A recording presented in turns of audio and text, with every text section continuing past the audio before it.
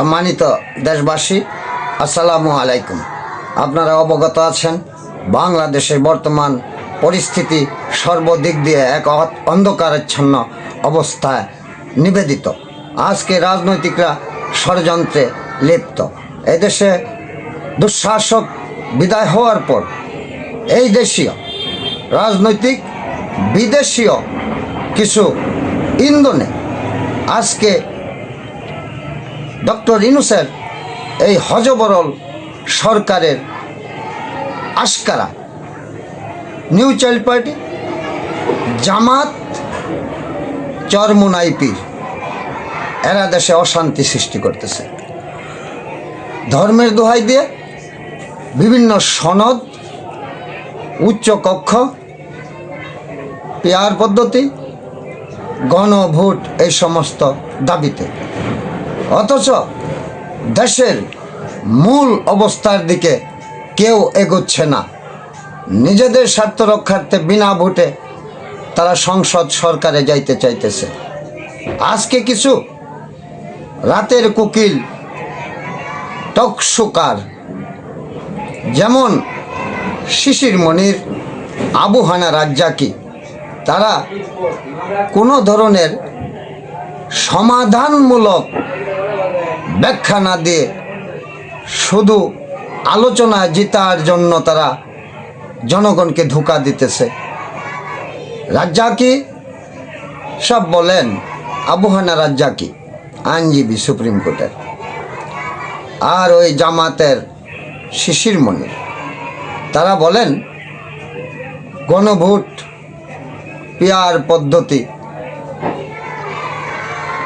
ওই জামাতের সাথে সুর মিলিয়ে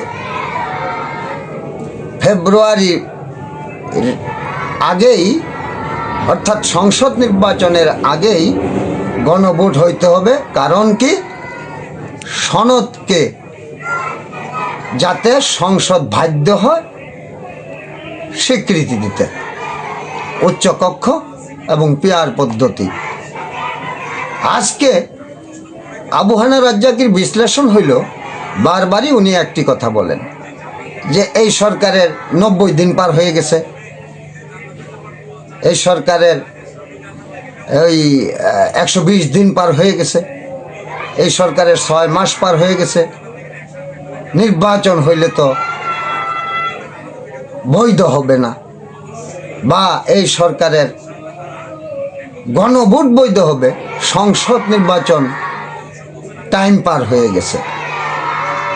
এই যে অপব্যাখ্যা, কারণ এই সরকার তো 72-এর সংবিধান অনুসারে এই সরকার গঠিত এবং সর্বদলীয় স্বীকৃতিপ্রাপ্ত, সর্বশ্রেণী পেশার মানুষের সমর্থন পুষ্ট।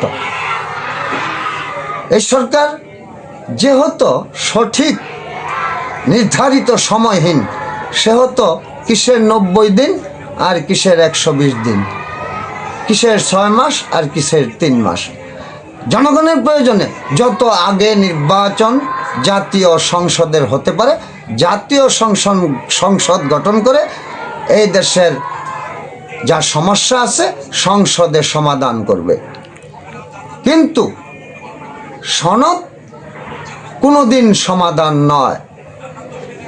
ঐক্যমত্য পরিষদ, সংস্কার এই সরকারের এখতিয়ার নাই, গণভোটেরও এখতিয়ার নাই। এটা সংসদ এই সরকারকে এখতিয়ার প্রদান করে নাই। সর্বদলীয়ভাবে সকল শ্রেণী পেশার মানুষ, ডক্টর ইউনূস সভ্য শান্ত ভালো লোক, নৈতিকতা আছে, এই বিবেচনা সকলেই সমর্থন দিছে, তাকে বিশ্বাস করে সে একটি সূক্ষ্ম সুন্দর সঠিক জাতীয় সংসদে নির্বাচন করে এদেশের মানুষের ভোটের অধিকার বাস্তবায়ন করে জনগণের ভোটের মাধ্যমে যে সংসদ গঠিত হবে, সেই সংসদ সমস্ত সংস্কার, সমস্ত আবর্তন প্রবর্তন নীতি নির্ধারণ করবে।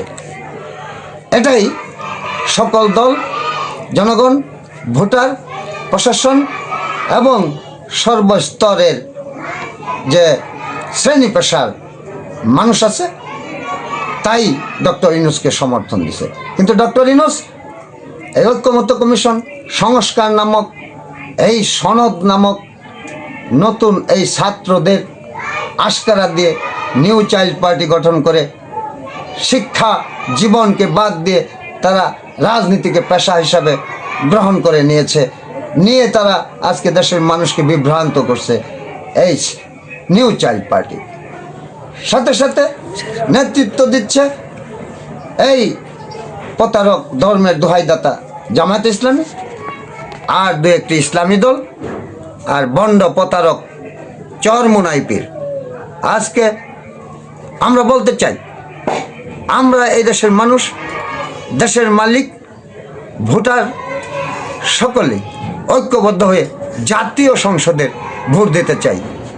কোনো ঐক্য আমরা ওই রাজনৈতিকদের বিবেচনা করতে রাজি না, ঐক্যমত্য কমিশন আমরা বিবেচনা করতে রাজি না, ওই সংস্কার করবে সংসদ আমরা এতেই রাজি। আমরা সংসদ সদস্য সংসদে পাঠাবো, সংসদ গঠন করবে, সরকারে ওই সংসদে পরামর্শক্রমে এই রাষ্ট্র কিভাবে উন্নয়ন লাভ করবে, জাতির উন্নতি হবে, গণতন্ত্রের প্রসার ঘটবে, আন্তর্জাতিকভাবে মূল্যায়ন পাবো আমরা এই বাংলাদেশিরা, এবং এদেশের স্বার্থ রক্ষা, এদেশের ভৌগোলিক অবস্থান রক্ষা, এদেশের স্বাধীনতা রক্ষা, এদেশের মুক্তিযুদ্ধের যে আদর্শ উদ্দেশ্য ছিল, সেই মুক্তি যুদ্ধের যে বাস্তবায়ন, যে পরিকল্পনা, সেটাকে আমরা গ্রহণ করব। এই সনদ আমরা প্রয়োজন অনুসারে এবং সংস্কার সারা জীবন চলবে প্রয়োজনের তাগিদে, কিন্তু চাপিয়ে দেওয়া সংস্কার সনদ এদেশের মানুষ মানবে না। গণভোট এদেশের মানুষ চায় না, পিয়ার পদ্ধতি এদেশে কোনো প্রয়োজন নাই। আজকে উচ্চ কক্ষও এদেশের মানুষ চায় না, রাজনৈতিকদের স্বার্থে এগুলি আপনারা করবেন না।